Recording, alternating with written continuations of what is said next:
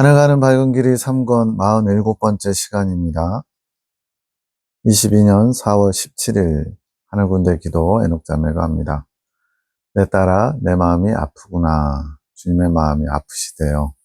슬프고 아프고 외로우시고 섭섭하시고 주님이 인성을 가지신 예수님께서 우리의 주님을 사랑하지 못하는 것, 주님의 뜻에 순종하지 못하는 모습 때문에 아파하시고 슬퍼하시고 힘들어하실 때가 참 많습니다. 내 마음이 심히도 아프구나. 내가 그렇게도 알렸건만 나의 뜻은 안중에도 없고 그저 본인들의 생각에 갇혀 나의 뜻을 바라보지 못하고 있구나. 하늘군대와 사랑의 사도들을 향해 하시는 말씀이죠. 나의 뜻이 언제까지 거절당하며 너희의 생각에 묶여 있어야 하는지 내가 묻고 싶구나. 아직도 본인의 생각이 먼저이고 본인의 감정이 먼저인 것을 내가 어찌하면 좋을꼬. 그동안 말의 침묵, 생각의 침묵, 감정의 침묵 이런 것들을 집중적으로 말씀하시고 다루셨거든요. 그런데도 여전히 내가 옳다는 거, 내 생각이 앞서고 내 감정이 좀 불편하거나 상하면 거기에 휘둘려서 막 표출하고 이런 부분들을 주님이 안타까워하시는 겁니다. 내 딸아 나의 거절당하는 이 마음을 내가 알아주면 좋겠구나. 내 딸아 나의 마음을 받아라.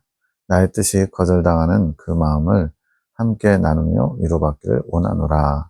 많이 성장하면 주님께서 이제 그동안은 돌보시고 위로하는 위로자의 입장에서 우리를 대하셨다면 이제 우리 성장한 만큼 이제 주님도 우리에게 위로를 구하시는 거예요.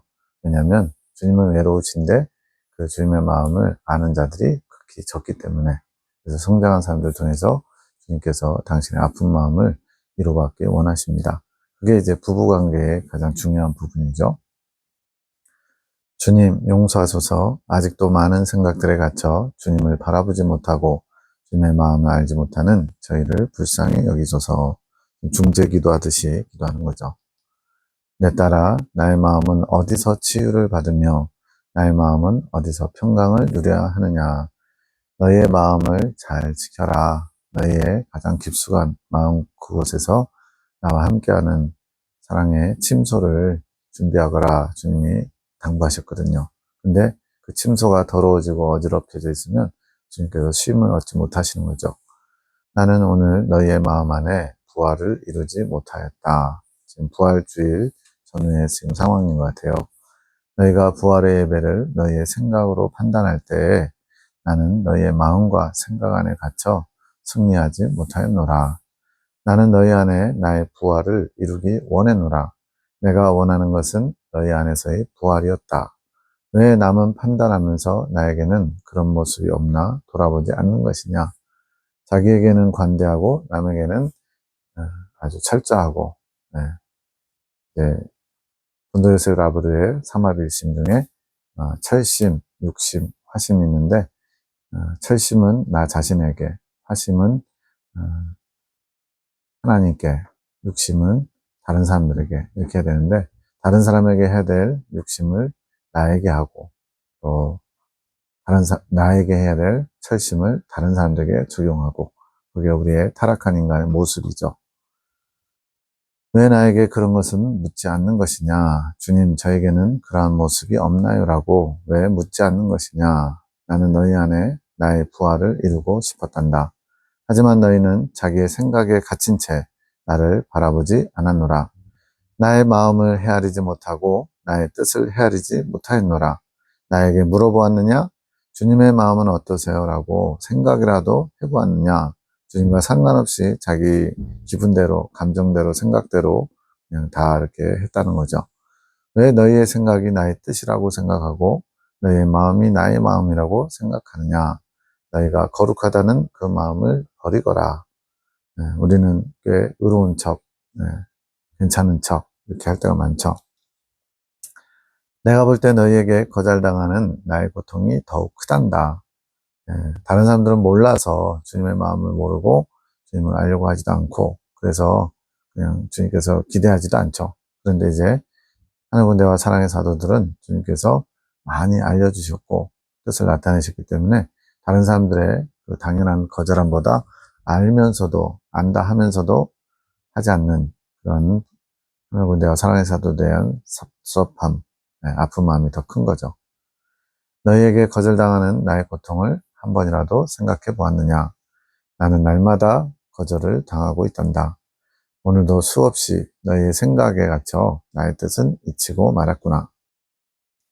내 생각에 갇혀서 주님께서 이러지도 저러지도 못하는, 옴짝달싹 못하는 상태. 그게 이제 결국은 우상이죠. 우상은 내가 만든 하나님이잖아요. 내가 하나님처럼 섬기는 것, 나의 생각, 나의 감정, 이런 것들이 곧 주님을 가둬놓는, 내가 만든 하나님, 하나님이 이런 분이야. 내 마음이 곧 하나님 마음과 동일할 거야. 이렇게 틀에 가둬놓는 것, 이것이 우상입니다. 내 아들, 딸들아, 너희의 마음을 돌아보아라. 오늘 너희의 삶 가운데 나의 부활이 일어났는지 돌아보아라. 날마다 부활해야 된다고 했거든요. 너희의 생각이 바뀌고 관점이 변화되고 너희의 삶이 바뀌었느냐? 내가 언제까지 기다려야 되겠느냐? 너희의 생각을 버려라. 나의 생각이 너희의 생각이 되게 하여라. 나의 뜻이 너희의 삶을 주관하게 하여라. 오늘도 나의 슬픔을 아는 이가 없구나. 송원자님하고 에녹자매 두 사람은 좀 그래도 잘 알 것 같은데, 너희의 생각으로 가득 찬 그릇을 버리거라. 너희의 마음을 갖고 와라. 나의 마음이 담길 수 있게 이루어가거라. 그것이 내가 원하는 것이다. 내 생각, 내 감정을 버리지 않으면 주님의 것을 담기가 어렵겠죠. 창조계 시기도 송원자님, 나를 위한 예배이고 내가 세운 내 종이면, K 목사를 말하는 것 같아요. 순종하는 것이 나에게 순종하는 것이 아니겠느냐. 네. K 목사에게 순종하는 것이 곧 나에게 순종하는 것이다. 그러니까 그 세운 주의 종, 그 자신을 보지 말고 그를 세운 나를 보면서 순종해다오, 이런 얘기죠. 왜냐하면 이제 송장로님에게 내가 순종했으면 그 예배는 달라졌을 것이다. 뭘 순종 안 했나 봤더니 예배 중에 기도 그 매주 담당자를 미리 알리잖아요. 또 돌아가면서 하기도 하고. S 장로님께서 안 오셨어요. 그래서 목사님이 송 장로님께 기도하시라고 했는데 안 한다고 했나 봐요. 순종하지 않으신 것. 내 생각, 내 감정으로 한 거죠. 굉장히 불편한 상황이니까. 너희는 내가 원하는 만큼 변화했다고 생각하느냐? 너희는 내가 교회 안에서 빛이 되기를 원하는 만큼 빛을 바란다고 생각하느냐? 나는 너희 안에서도 아직 부활하지 못한 상태로 너희 안에 갇혀 있다. 예, 죄와 정욕과 육에 속한 것들을 십자가에서 다 못 받고 함께 묻혀서 이제 다시 새로운 피조물로 부활해야 되는데 계속 부활하지 못하고 옛 생각, 옛 감정에 갇혀 있는 상태죠. 우리의 생각 안에 갇혀 있다는 뜻. 너희 안에 날마다 나는 부활되어야 한다. 그렇지 않으면 나는 너희 안에 갇혀 있는 것이 된다. 주님 십자가에 죽으시고 무덤에 묻히셨는데 그대로 계속 방치하는 것과 같은 거죠. 그러면 안 되는 거죠. 언제까지 너희 자신은 모르고 나를 슬프게 하려느냐. 교회와 목사님을 판단하는 것. 교회라고 하는 것은 이제 그 목사님을 수종하는 분들, 목사님이 그래도 부족하지만 그래도 당신들보다 나아, 뭐 이러면서 좀 또 목사님이니까 당연히 우리가 잘 따라야지, 이런 분들이 있겠죠. 이제는 새롭게 되어라. 교회를 새롭게 바꾸는 도구는 너희란다. 너희의 믿음에 모든 것이 달려있단다. 그런 현상, 또 사람, 그런 자체를 보지 말고 너희가 믿음으로 나의 뜻을 이루어다오, 이렇게 당부하시는 거죠. 우리의 생각으로 교회 안에 주님의 것이 흐르지 못하게 막고 있음, 축복의 통로가 돼서 주님의 것을 흘려보내야 영혼의 치유가 일어나고 변화가 일어나는데, 그 통로로서 쓰임받아야 될 사람들이 주님의 것을 자꾸만 가로막는 일들이 벌어지고 있는 거죠. 아마 사랑의 사도들이 교회의 중직들로서 교회의 모범이 되고 주님의 것을 흘려보낼 수 있도록 수용하고 포용하고 너그럽게 해야 되는데, 이제 인간적인 생각과 감정으로 하신 것 때문에 교회가 지금 변화가 일어나기 어렵다고 말씀하신 거죠. 이 생각은 사상이 부서지고 부서진 상태. 이제 생각들이 점점 더 굳혀져 가고 단단하게 자리 잡으면 사상이라고 표현하거든요. 근데 이제 사상이 좀 부서지긴 했어요. 그런데 이 작은 조그마한 사상 생각들도 나에게 온전히 맡겨져야 나와 함께 부활하게 되는 것이다. 주님의 것으로 체인지 되는 거죠. 나는 너에게 바라는 것이며 너희가 먼저 부활되어야 교회 안에 많은 부활의 기적들이 일어나게 될 것이다. 다른 사람의 부족과 연약함을 보고 지적하기보다는 너희가 먼저 나로 변화되기를 원한다. 그래야 교회가 바뀌지 않겠니? 라고 하시는 거죠. 교회 안에 부활들을 이루지 못하고 있는 이유가 나의 것이 흐르지 못하게 하는 너희의 믿음 없는 생각들이라는 것을 새기도록 하여라. 그런 거 있잖아요. 어떤 사람이 바뀌길 원하고 또 열심히 응원해 줬는데 안 바뀌는 거 보고 역시 사람은 바꿔서 쓰는 거 아니야. 이런 얘기들. 검은 머리 짐승은 거두는 거 아니야. 이런 것들. 그런 것이죠. 나는 바꿀 수 없죠. 사람은 바꿀 수 없죠. 사람은 바꿔서 쓰는 거 아니죠. 그런데 주님이 하시면 됩니다. 주님께서 얼마든지 고치실 수 있으니까. 창조주가 피조물을 못 고치면 누가 고칠 수 있겠어요. 자식을 잃은 슬픔을 겪는 고통. 주님이 지금 그렇게 자식들을 잃어버린 것처럼 지금 하나님의 자녀로 부르셨는데 그 뜻대로 살지 못하고 방황하고 있고 길을 잃고 헤매고 이런 상황이죠. 너희만이라도 나에게 고통을 주지 말아라.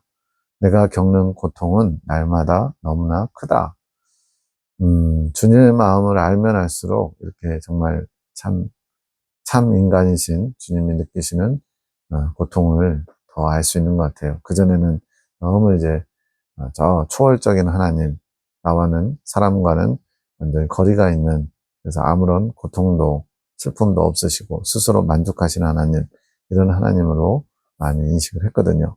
이제 시간이 지날수록 우리와 함께 하시길 원하시는 하나님, 우리 안에 들어오셔서 쉼을 요구하시는 하나님, 우리의 생각과 감정이 주님과 일치를 이루어서 주님과 하나됨을 원하시는 하나님, 그렇게 점점 더 느껴집니다. 나도 감당하기 벅찰 만큼 너무나 아프고 고통스럽다. 이건 참 표현할 길이 없네요. 우리가 생각하는 주님은 안 아프실 거야. 주님은 슬프지 않으실 거야. 그런 어떤 개념으로는 도저히 참으로 인간적인 이런 표현들이 너무 이제 괴리감을 느끼는 거죠. 네, 주님은 전혀 그런 분이 아닐 거라는 나의 생각으로 보면. 이제 주님은 우리가 생각하는 것보다 훨씬 더 고통스러워하고 아파하시고 슬퍼하시고 외로워하신다는 것을 이 말씀을 통해서 다시 느낍니다. 내가 너희에게 기쁨을 얻고 큰 위로를 얻고 있으니 늘 나의 기쁨들이 되어다오. 나의 이런 아픈 마음들을 너희를 통해서 내가 회복할 수 있도록 나의 위로자, 나의 기쁨이 되어다오. 다시 한번 당부하십니다. 22년 4월 18일 밤기도 창조계시기도 송원장님, 영, 혼, 육, 삼분설, 영과 혼과 육으로 말하는 신학적인 그런 분류가 있고요. 또 영혼을 하나로 보고 육으로 나누는 이분설이 있습니다. 이게 다 맞는 말이에요. 왜냐하면 성경에 삼분설 얘기도 하고 이분설 얘기도 하거든요. 관점에 따라 다르게 나누는데 여기 이제 중요한 표현이 나와요. 익은 열매가 되기 전에는, 여기서 익은 열매가 된다는 것은 주님의 생명과 하나됨을 이루는 것. 네, 이때는 삼분설이 적용된다. 익은 열매가 되기 전이니까 뭐예요? 아직 죄성이 심령 안에 뿌리 박혀 있을 때는 삼분설이 적용될 수밖에 없는 것이 바로 영의 영역과 혼의 영역이 있는데, 영은 실체가 있고 혼은 실체가 없다고 그랬어요. 이 부분 좀 어려우니까 놔두고요. 자, 영과 혼이 원래는 영혼이 하나였어요. 그런데 타락하면서 영과 혼이 따로 놀게 됐습니다. 이 혼의 영역에 바로 우리가 말하는 지성과 감정과 의지, 양심 등이 있어요. 성막으로 말하면 이제 성소 부분인데 또 외곽 부분이라고 할 수 있겠죠. 영혼의 외곽적인 부분에 이 혼의 영역이 있어서 오늘날 우리가 육체를 가지고 이 땅에 살아가기 위해서 필요한 여러 가지 기관들, 생각과 감정과 의지, 지성과 감정과 의지가 있는데 이 부분이 영과 단절이 되어버린 거예요. 마치 지성소 휘장이 지성소와 성소를 나누고 있듯이 죄가 뿌리박히면서 영의 죄가 뿌리박히면서 혼의 영역과 영의 영역이 단절돼 가지고 영과 혼이 따로따로 노는 거예요. 그래서 영은 주님을 끊임없이 찾아요. 그런데 그 찾아야 될 주님을 타락으로 말미암아 잃어버린 거죠. 그래서 영이 잠들었다, 영이 죽었다 이렇게 표현하는 거예요. 근데 이 잠들었던 영이 출애굽하면서 예수님을 구주로 영접하면서 영이 깨어납니다. 그런데 이 혼의 영역이 영과 함께하지 못하고 따로 놀아요. 그래서 영의 작용, 영에서 일어나는 일을 혼이 인식을 대부분 다 못하는 거죠. 그러다가 점점 이제 가나안 땅 정탐이라고 두 번째 연단 과정을 마치고 가나안 정탐 때 이제 믿음의 아들로 태어난다 이렇게 표현하는데, 그때부터 이제 가나안 땅 정탐부터는 지각이 열리면서 영의 어떤 것을 인식하게 되는 거예요. 그래서 주님을 보는 눈이 열렸다. 영의 작용을 조금씩 알게 되고, 이걸 영적 오감이라고 하는데, 그러면서 이제 영이 점점 주님을 더 많이 인식하게 되고, 혼의 영역에서도 통교가 이루어지면 영의 작용을 이해하게 되는 거죠. 그러면 이제 점점점 혼이 영의 어떤 그 움직임, 영의 작용을 알게 되면서 혼과 영이 조금씩 그전에는 이제 전혀 따로 놀고 또는 방향성이, 혼은 육체의 소욕을 쫓아가요. 정욕적인 것에 많이 이렇게 치우치죠. 우리가 뭐 이렇게 살다 보면 이제 육신에 속한 그런 것 때문에 슬퍼하기도 하고, 기뻐하기도 하고, 또 만족을 누리기도 하고, 대부분 다 이제 혼의 영역에서 육적인 것들, 세상적인 것들을 즐기죠. 영은 그런데 그런 와중에도 잠들지 않고 깨어있다면 계속 주님 중심으로 나아가는 거죠. 혼과 영이 따로 놀아서 단절된 것 같이 살기 때문에 영과 혼과 육을 3분설로 분리할 수밖에 없는 거예요. 이근열매, 즉 생명의 합의를 이루기 전에는. 그런데 이제 이근열매가 돼서 생명이 들어오고 죄성이 뽑히게 되면 영과 혼이 완전히 하나 된 것처럼 그 막힌 담이 허물어져서 혼의 영역에서도 영의 영역의 것을 잘 알아가지고 영의 어떤 이끔을 혼이 따라가는 거죠. 그러면 이제 영과 혼이 분리될 필요가 없는 거죠. 분리돼서 설명할 필요가 없어요. 그래서 영과 혼이 하나 된 것처럼, 그래서 영혼이 하나고 이 육도 있고, 그래서 영혼과 육으로 이분설로 적용하는 거죠. 그래서 익은 열매가 되면 이분설이 적용된다는 말은 혼과 영이 단절된 상태에 있다가 죄성이 뽑히면서 영의 것을 혼이 따라감으로써 영혼이 일치를 이룬다, 이런 정도로 정리하시면 될 것 같아요. 육의 감각이 강하거나, 즉 정욕적으로 살거나, 또 육체가 피곤하면 이제 잠자죠. 그러면 혼이 이끌림을 받게 된다. 정신, 그래서 혼은 지성, 감정, 의지를 다 표현하는 표현이지만 정신이라고도 할 수 있겠죠. 이 부분이 이끌림을 받았다, 즉 지배를 당한다. 여러 가지 정욕적으로 살면 영은 침묵하는 거죠. 그리고 잘 못 듣는 거죠. 혼의 영역에서. 그래서 마치 혼의 지배를 당하는 사람, 우리는 이거를 육적인 사람이다 이렇게 얘기하는 겁니다. 영이 이끌어가는 것이 아니라 혼이 그 육체를 지배하는 것처럼 되는 거예요. 그래서 영적으로 둔감해져서 영의 일들을 혼의 영역에서 알아가기 어렵다. 그래서 어린아이 출애굽을 했어도, 영이 깨어났어도 여전히 영과 혼이 따로 놀아서 혼이 우리의 삶을 지배하는 그러한 삶을 사는 거예요. 어린아이 단계에서. 근데 청년의 단계에 들어오면서 조금씩 영에 대하여서 혼이 인식하면서 점점 혼이 영의 것을 알아가다가 이제 다 장성해서 이긴 자가 되고, 익은 열매가 되면 이제 혼이 이제 영의 소욕을 쫓아가는 거죠. 그러면 이제 영과 혼이 일치를 이뤄서 이분설로 설명할 수 있다는 거예요. 주님의 음성을 듣는 것은 영향을 덜 받지만 영감은 더 민감해서 영향을 많이 받은. 주님의 음성을 듣는 게 있고 영감으로 알아오는 게 있고, 이거는 참 표현하기가 참 어렵습니다. 그러니까 우리가 귀로 듣는, 육의 귀로 듣는 것은 소리가 들리니까 잘 알잖아요. 근데 이제 영적으로도 듣는 영적 귀가 있어요. 네, 영적 오감 안에. 그래서 듣는 것이 있고 또 영감으로 알게 되는 것이 있어요. 그 차이를 저도 정확하게 뭐라고 설명하기 어려운데, 어쨌든 주의 음성을 듣는 것은 좀 이렇게 혼에 속한 그런 모습이 있어도 그냥 어떻게 보면 이제 스피커 틀어놓으면 그냥 내가 그 스피커에 귀를 기울이지 않아도 자연적으로 들리는 것처럼 육의 귀에서 소리가 잘 들리는 것처럼 주님의 음성은 그렇게 좀 혼적인 지배를 받아도 들리는 거예요. 근데 영감은 더 민감해서 영향을 많이 받아서 그것에 좌지우지 될 수 있다는 거죠. 주님께서는 이러한 과정을 겪어가면서 점점 더 정결하게 된다는 것은 주님이 원하시는 깨끗한 상태, 영과 혼이 정결하게 주님을 원하고 주님을 추구하게 하시려는 뜻이 있다. 이렇게 말씀합니다. 좀 어렵지만 이 전체적인 말씀을 다 보면 이해하기 어렵지는 않을 거예요. 22년 4월 19일 꿈에서 박지사님, 의인이 꿈, 소원자님의 큰아들입니다.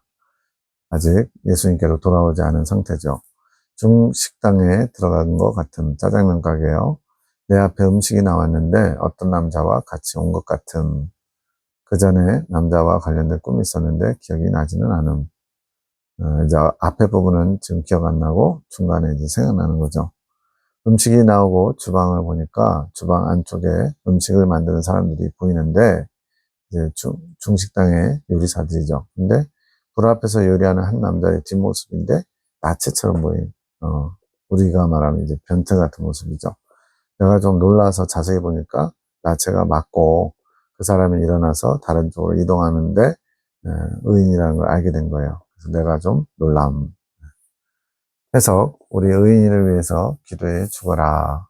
그가 지금 내 앞에 그런 모습이다. 헐벗고 가난하구나. 이제 계시록의 라오디게아 목회자 거기 보면 가난하고 헐벗고 굶주리고 눈멀고 그런 상태를 말씀하죠. 근데 스스로는 나는 부자다, 부유하여 부족한 것이 없다 자고하는 마음이고요. 영적으로 가난한 모습. 세상 양식을 만들고 있지만 정작 그는 앙상하구나. 요리사니까 사람들에게 음식을 만들어주는 일을 하고 있죠. 근데 세상 양식이라는 거예요. 주님과 상관없는 양식, 육의 양식. 그런데 영은 지금 헐벗고 굶주리고 삐쩍 마른 것처럼 그렇게 되는 거죠. 그리고 자신의 수치를 가릴 줄 모르는구나. 나의 은혜를 입었던 자가 나를 모른 채 살아가는 것이 그에게는 수치인 것이다. 이 의인 형제도 예수님을 영접한, 즉 출애굽한 경험이 있는 거죠. 다시 그것을 놓치고 세상으로 나가 있는 겁니다. 그렇게 은혜를 입었던 자가 주님 없이 주님을 모른 채 살아가는 게 수치스러운 것이라는 거죠. 영적으로. 본인이 실오라기 하나 걸치지 못한 것을 모르기에 그렇게 일하는 것이라. 자신을 보지 못하고 있는 거죠. 같이 일하는 다른 사람들은 옷을 입고 나온 것은 그들이 나의 옷으로 단장되었다는 게 아니라 여러 사람이 일하는데 유독 의인 형제만 옷을 벗고 일하는 것이 다른 사람들은 옷을 입고 있다는 그런 의미가 아니라는 거죠. 그들이 나의 은혜의 맛을 보지 못한 세상의 자녀이기에 그렇다. 즉 주님께서 원하시는 옷을 입는다는 게 아예 그 거리도 안 되는 거죠. 얘기할 거리도 없는 거예요. 아예 주님을 모르는 자들이기 때문에, 주님을 경험한 체험이 없기 때문에. 그들은 아직 나의 옷으로 단장되어야 한다는 개념조차 없는 자들, 열애입니다. 열애. 주님의 어떤 관심 바깥에 있는 거죠. 예수님을 만난 체험이 없는 자들. 그래서 그냥 옷을 입은 것처럼 보이는데 실제적으로는 아예 거론할 가치도 없는 거죠. 현재까지는. 의인아, 내가 너와 만났던, 내가 너에게 뜨겁게 임재했던 그때를 떠올리거라. 중고등학교 때인지 그런 체험을 얘기하는 거죠. 그리고 그때의 마음을 사모하거라. 내가 어찌 너를 잃겠느냐.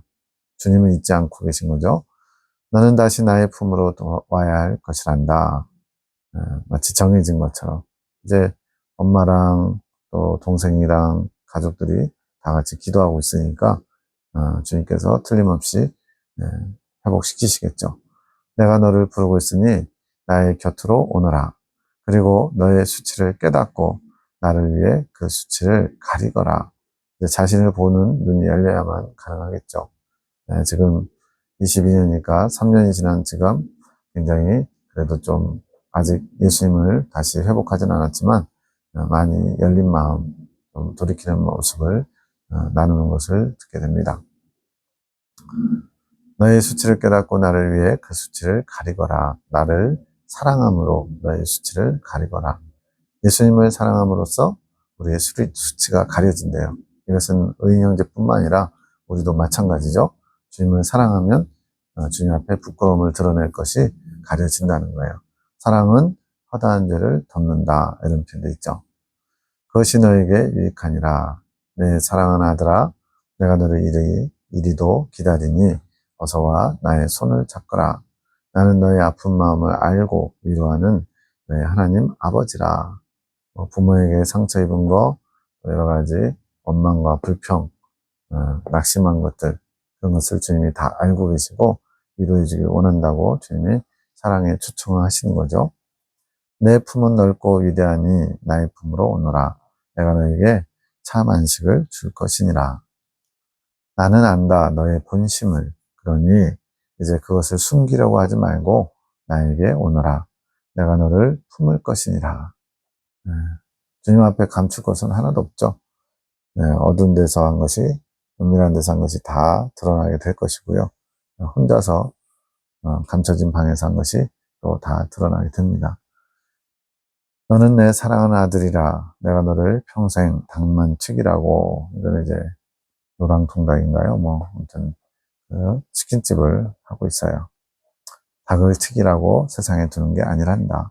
그러니 나와 이제 함께 마음을 합하셨구나. 이 권사님이 꾼 꿈. 신장로님과 포터를 타고 가는데 포터가 어느 큰 나무 아래로 향함. 신장로님이 운전하는데 이 권사님이 시동도 끄지 않고 내림. 신장로님하고 이 권사님은 가깝게 살기도 하시고 또 친하셔요.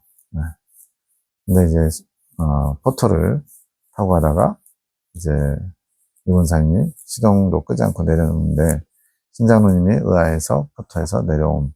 어떤 아이 2명이 나타나서 나뭇가지를 꺾어서 주는데 나뭇잎이 매우 실했음. 이것만 보고선 도저히 무슨 얘기인지 알 수가 없죠.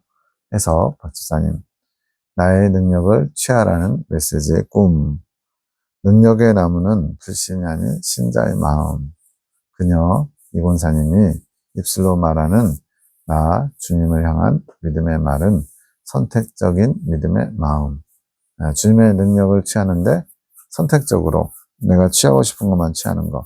그런 거 있잖아요. 우리도 주님의 뜻이 나타나면 내가 원하는 거면 취하고 내가 원치 않은 거면은 쭈뼛쭈뼛 그것을 받지 않거나 거부하려고 하는 마음. 그런 것처럼 선택적인 믿음을 가진 마음의 상태를 지금 조명하고 있어요. 아론 쌍난 지팡이도 이제 그 능력의 지팡이잖아요. 그것도 조금 연관이 되지 않나 싶네요.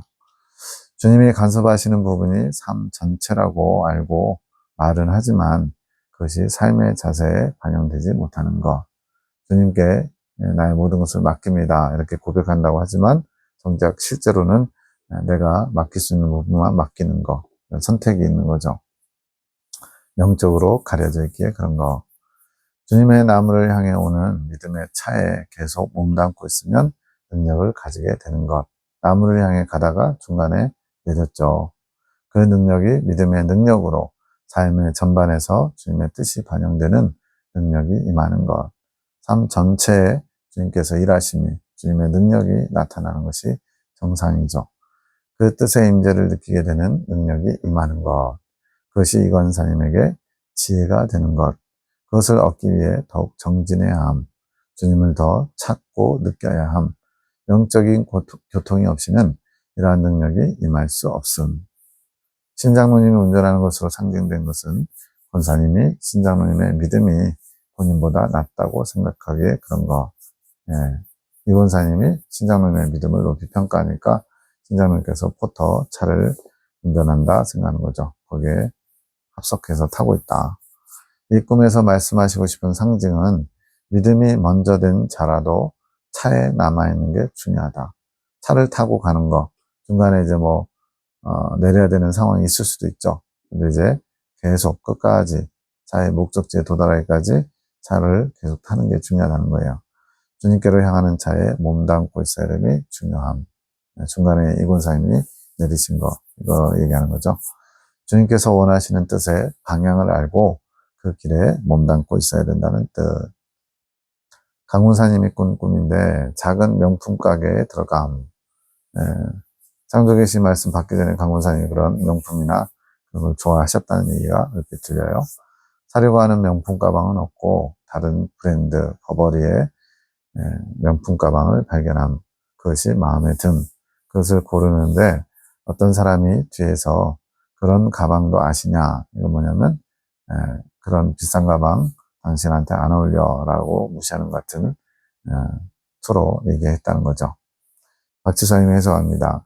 강문사님에게 주님께서 좋은 가방을 주실 것. 본인이 원했던 가방은 아니지만 명품. 주님도 명품을 좋아하신다. 이건 이제 세상적인 명품을 얘기하는 게 아니고 주님 보시기에 명품이죠. 주님의 뜻에 즉각적으로 순종하는, 주님의 뜻을 잘 아는 높이 성장한 사람들, 그게 명품이라고 표현되고 있어요. 우리의 기준으로 우리가 이해하기 쉬운 표현을 쓰시는 거죠. 그 가방도 강문사님의 사역의 도구, 은사가 발달하는 것. 강문사님도 이제 환상, 영험 이런 걸 들으시거든요. 그래서 명품 가방을 얻게 되는 것을 의미, 은사가 점점 더 주님의 뜻을 확실하게 알아가게 되는 것이죠. 누군가 비하하는 소리, 당신이 그런 명품도 알아? 이런 식으로 비아냥거린 거죠. 그 소리는 그 명품 가방에 강권사님이 어울리지 않는다고 생각하는 자들의 소리. 교회에서 이제 강권사님의 행실의 덕, 그것을 판단하는 사람들이 이런 소리 하겠죠. 그런 행실을 가지면서 주님의 음성을 듣고 사역한다고 그것은 부적당하다라고 생각하는 판단의 소리들, 그 소리들의 강권사님이 잘 정비된 모습을 보여주시기를 주님께서 바라시는 것. 그러니까 이제 언행일치, 주님의 뜻을 나타내는 도구, 통로가 되려면 사람들은 그 속을 들여다볼 수 없잖아요. 그래서 그 말과 행실들, 눈에 보이는 것들 가지고 정말 주님의 사람이다, 하나님의 사람이다 이렇게 평가하고 판단하겠죠. 그래서 이제 그에 맞는 행실도 요구된다는 거예요. 기도 중에 국수 면발이 삶아지고 있는 환상이 보인, 그러면서 음성으로 알려주심. 내가 기뻐하는 해갈은 내 마음을 알아가고 담아가는 것이란다. 자신의 잘못을 수치로 여기고 고치려고 하는 것. 이제 어떤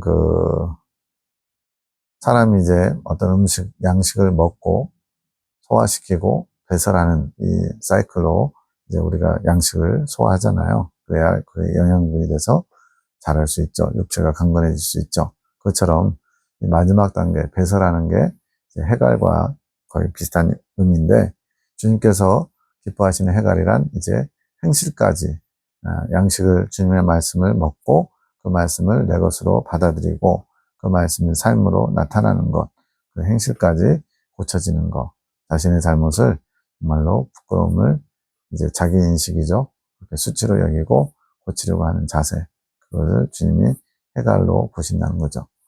자신의 행동에 창피스러움에 집중하면은 1차적인 해갈. 먼저 자신이 부끄러움을 나타낸 것을 알아야죠.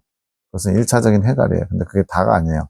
부끄러움을 아는 것이 끝나는 것이 아니고 나아가서 주님 중심적으로 변화돼야죠. 그게 주님 중심적인 변화, 그것이 주님 중심적인 해갈이죠. 인간 중심적인 것이고 자기 중심적인 해갈. 1차적 해갈은 자기 중심적인 해갈. 2차적 해갈은 주님 중심적인 해갈. 나의 입장에서 자신의 행동을 보고, 여기서는 주님의 입장에서 주님의 관점으로죠. 자신의 행동을 보고 마음으로 나의 뜻을 담고자, 나의 빛을 담고자, 또 나의 빛이 드러나길 바라는 마음으로 나에게 자신의 마음을 내어놓는 것, 주님께 나의 마음을 있는 그대로 가지고 나아가는 거죠. 그리고 고쳐주십사 청하는 거죠. 자기 마음의 영역을 포기하는 것, 그리고 행위의 능력이 입혀지는 것이 예수님 중심적인 해갈, 행위의 능력이 입혀진다. 그래서 그 마음을 주님께 고백하고 고쳐주기를 청하면 성령께서 그 마음을 받으시고 그 마음을 이끌어 가시면서 이제 말과 행실이 변화되는 해갈에 이르겠죠. 그것이 주님 중심적인 해갈이라고 말하는 거예요. 이것이 나의 보혈의 능력을 이용하는 해갈. 내 힘으로, 내 의지로, 내 결단으로 고칠 수 없어요. 주님의 능력이 임해야 되는데 보혈의 능력으로 이것이 고쳐지게 되는 거죠. 해갈의 형태는 다양한 형태로 나올 수 있음. 감정이 해소되는 것도 그렇고 또 지식이 해소되는 것도 그렇고 뭔가 이렇게 꽉 막혀서 답이 못 찾다가 답을 발견하는데 그 발견한 답으로 인해서 내 안에 시원하게 뻥 뚫린 것처럼 그렇게 해갈되는 것처럼 내 안에 주님과 관계를 막고 있던 것들이 해결되는 거, 이런 것들이 해갈이죠. 해갈을 통해 능력을 끌어가는 것이 중요한 것. 그것이 가지는 영적 유익이 크고 내가 그 해갈을 통해 영적 성장을 원한다면 나 중심적인 해갈을 인간들이 사용할 통로로 허락한 것. 주님께서 그렇게 해갈을 함으로써 영적 성장을 하기를 원하시기 때문에 예수님 중심적인 해갈을 인간들이 사용할 수 있는 통로로 허락하셨대요. 네. 성령께서 이것을 다 가능케 하시죠. 해갈은 나의 능력을 얻어갈 수 있는 도구. 해갈하니까 이게 참 어려워 보이는데, 결국엔 나의 그 부족함, 연약함을 먼저 1차적으로 깨닫고, 그걸 고치길 원하는데, 내가 결심해서, 자기 어떤 암시로 이렇게 고칠 수 있는 게 아니고, 주님께 그걸 가지고 나아가요. 그리고는 주님께 연약함을 고백하면서 주님의 능력으로 고침받기를 청하는 거죠. 그러면 이제 주님께서 그 마음의 진정성을 받으시고, 주님의 능력, 보혈의 능력으로 고쳐지도록 도와주셔서 결국은 그것이 온전히 해결되는 거죠. 이것이 해갈인데 이 해갈은 주님의 능력을 얻어갈 수 있는 도구.